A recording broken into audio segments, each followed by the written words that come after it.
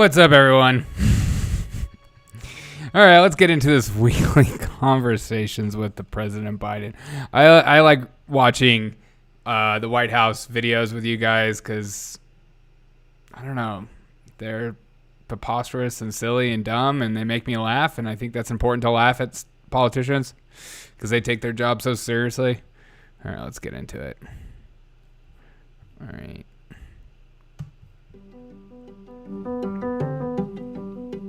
Oh my gosh, they're like normal people. How will the country be different because of this legislation? And what difference will it make to me? Well, what a dumb question. You have one chance to talk to the president, and your question is, what are you going to do for me? That's where we're at. You gotta love society.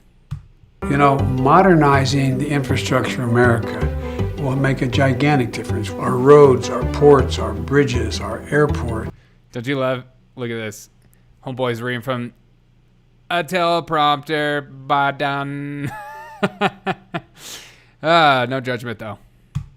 Our mass transit systems. And there's so much we can do, creating very, very significant jobs and good pay. But the most important thing is to put us in a competitive position where no one can outcompete us because we have an infrastructure that allows us to get things done quickly, safely, and in a modern way. I know.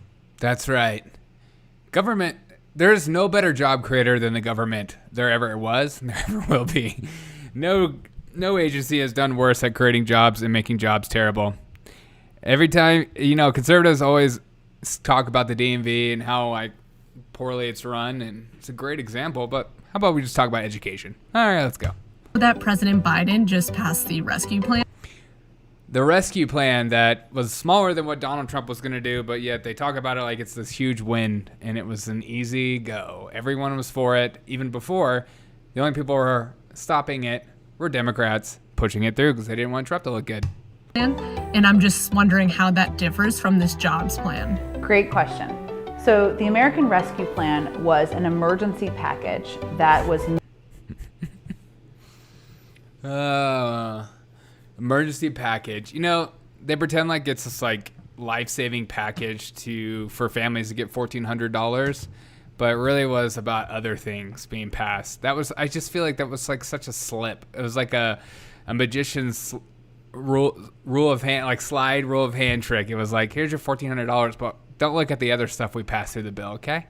we're still implementing it, address the crisis we're living in. What the American What about the border crisis, Jen? Jobs Plan is meant to do is to invest in industries of the future, to rebuild our infrastructure.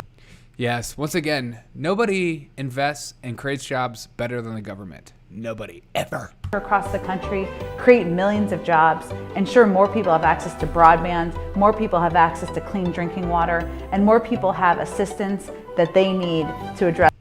Democrats are really good at pushing what they assume everyone will be into based on this bill, but they won't tell you about the other details. Caregiving across the country.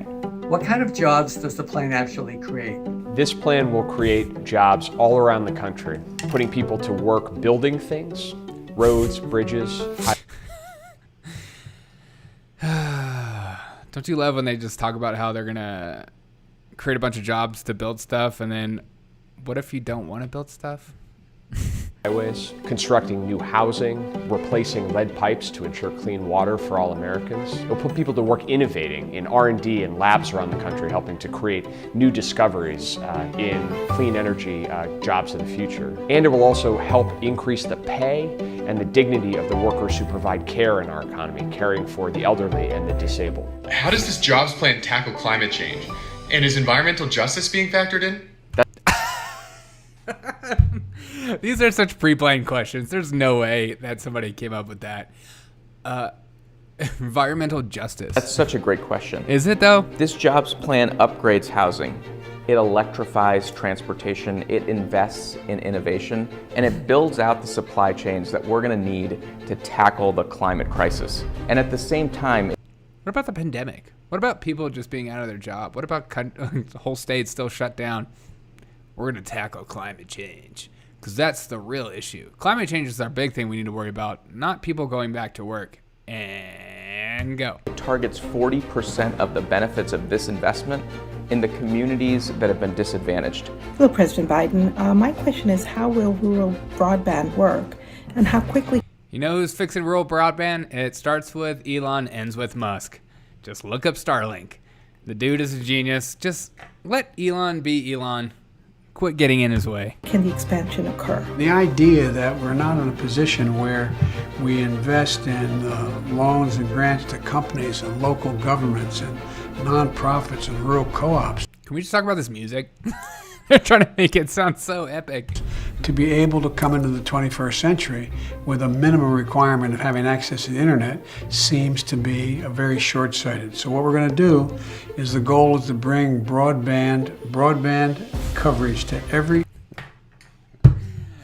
even pre-taped, bro. You can't do it. single home in America by 2030. 90 out of the top Fortune 500 companies pay $0 in taxes. How will your job plan make them pay their share? Our corporate tax Well, it depends if they're backing our candidates or not. And then we'll system answer is broken. What this plan is going to do is it's going to fix it by making sure that corporations pay a 28% tax. Especially if they're ruining the climate. But if they're doing good for the climate, we'll give you subsidies. We're going to apply a global minimum tax so that companies can no longer shift profits and production abroad. All told, what this will do is it'll make sure that companies are paying their fair share. Companies will find out, oh wait, you mess with people's pocketbooks, they're going to raise stuff. You can't just tax corporations more and expect the prices to stay the same. It's going to affect the low-income person. It always has. Taxes always affect the ones with the least of these. So if you're making under 30,000, 50,000, whatever, you're going to be affected. Why? Because you're going to have to still pay products, and you're going to have to pay a premium on those products because they're paying more in taxes. It's never just, you can't just tackle the 1%. You can't go after the big guys and expect it not to trickle down. Don't you love that trickle down economics? And also that we have the revenue to invest in our infrastructure.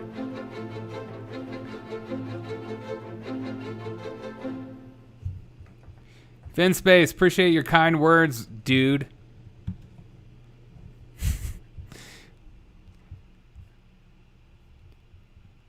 Well, that was it. I hope you guys enjoy your lives.